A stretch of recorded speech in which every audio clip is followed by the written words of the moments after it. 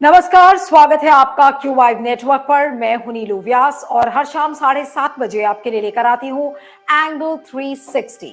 आज बात करते हैं कांग्रेस के प्रवक्ता पवन खेड़ा की। आपको याद होगा कि 17 फरवरी को पवन खेड़ा ने एक प्रेस कॉन्फ्रेंस की थी जिसमें उन्होंने लगातार हिंडनबर्ग और अदानी के संकट को लेकर यह कहा था कि कांग्रेस पार्टी का जो स्टैंड है वो बहुत स्पष्ट है कि इसमें जेपीसी की इंक्वायरी होनी चाहिए, यानी कि जॉइंट पार्लियामेंट्री प्रोब इस पर होना चाहिए। उन्होंने कहा कि अगर नरसिम्हा राव जेपीसी का गठन कर सकते थे, अगर अटल बिहारी वाजपेयी कर सकते थे, तो नरेंद्र दामोदर दास मोदी की जगह उन्होंने ये कह दिया कि नरेंद्र गौतम दास मोदी। और फिर उनके बगल में जो एक व्यक्ति बैठा था उससे उन्होंने कहा कि गौतम दास है या दामोदर दास है, उसमें वो कंफ्यूज हो जाते हैं। और उसके बाद उन्होंने अपने आप को करेक्ट किया और फिर उन्होंने कहा कि नरेंद्र दामोदर दास मोदी। और उसके बाद उन्होंने हंसकर ये भी कहा कि नाम दामोदर दास है लेकिन काम गौतम दास का है। इसी को लेकर उनके खिलाफ वाराणसी में एफआईआर दर्ज हुई, असम के हैफलॉन्ग पुलिस स्टेशन में भी एक एफआईआर दर्ज हुई। और आज जब पवन खेड़ा प्लीनरी सेशन जो रायपुर में कांग्रेस का कल से शुरू हो रहा है, जब वो रायपुर जा रहे थे, इंडिगो की फ्लाइट बोर्ड करने के ठीक पहले वो प्लेन में बैठ चुके थे, लेकिन अचानक से पुलिस आई, उनको डीप्लेन कराया, यानी कि प्लेन के बाहर किसी बहाने से बुलाया कि आपका लगेज में कुछ प्रॉब्लम है। और उन्होंने ये भी कहा कि हमारे लगेज में क्या प्रॉब्लम हो सकती है, मेरे पास तो खाली एक हैंडबैग है। और उनको इस बहाने से नीचे उतारा गया और उसके बाद उनको डिटेन किया गया और असम पुलिस ने उनको गिरफ्तार कर लिया। अब इसको लेकर तमाम जो कांग्रेसी नेता जो उनके साथ ट्रैवल कर रहे थे, टारमैक पर वो बैठे, उन्होंने प्रोटेस्ट किया।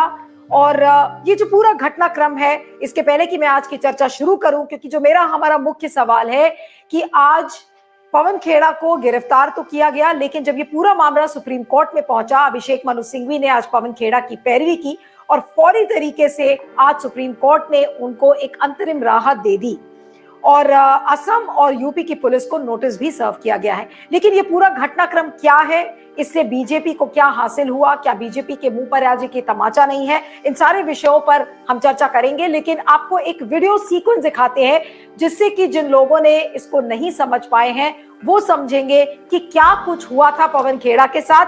ये देखिएगा और इस वीडियो में आपको घटनाक्रम मिलेगा, साथ में कुछ जो साथ में पवन खेड़ा के कुछ कांग्रेसी जो ट्रैवल कर रहे थे उनकी साउंड बाइट्स भी हैं। इसको ध्यान से देखिएगा इस सीक्वेंस को। हाँ, Why? What is the reason? That's what he is not telling, sir. That's why, sir, I am asking. What is the reason? He is our leader. He is general secretary, member of parliament. He is in charge of. What is the reason? Voting के बाद नेता है, आप इस तरह से कैसे कर सकते हैं? इंडिगो पार्टी क्यों बन रहा है? Valid reason. Valid reason is there, no problem. Yeah. Very valid reason is there, no problem.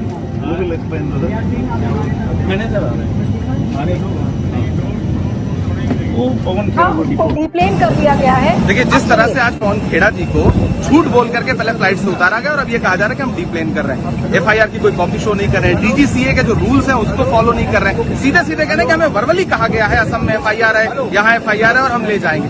ये पूरी तरह से नियम कानून संविधान के खिलाफ है। हम उसके लिए यहाँ पर बैठे हुए हैं पवन खेड़ा जी के साथ। क्या कारण है? डॉक्यूमेंट अभी देखते हैं, ये लंबी लड़ाई है, लड़ने को तैयार है। लड़ाई है, लड़नी पड़ेगी। ये पवन जी साफ कह रहे हो। ये देखिए, यहाँ से अरेस्ट कर दिया, गिरफ्तार कर दिया। कार्रवाई ये चला रहे हैं, देखते हैं क्या कार्रवाई है। इस मामले में ले जाया जा रहा है। देखते हैं, अभी सारी जानकारी मिलेगी आपको भी। कौन कौन लोग थे अंदर, कौन कौन थे? कोई ऑर्डर दिया सर? आप देख सकते हैं कि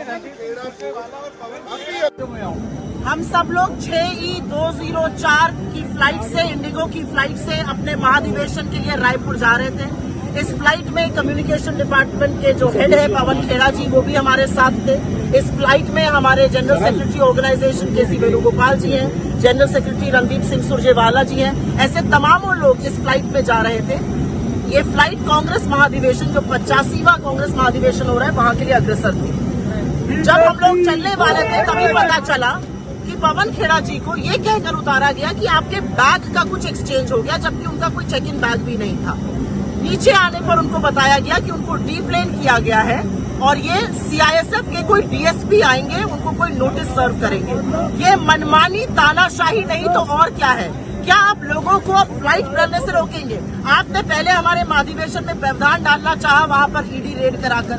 अब आप हमारे कुलीग को यहाँ पर डीप्लेन कर रहे हैं। इन्होंने ऐसा कौन सा गलत काम किया है जिसके लिए ये कार्रवाई की जा रही है, किन धाराओं के अंतर्गत की जा रही है, ये बताना पड़ेगा। और जब तक ये हवाई जहाज हम सबको लेकर, इंक्लूडिंग पवन जी को लेकर नहीं उड़ता है, हम सब यहीं खड़े रहेंगे और ये तानाशाही कतई बर्दाश्त नहीं है।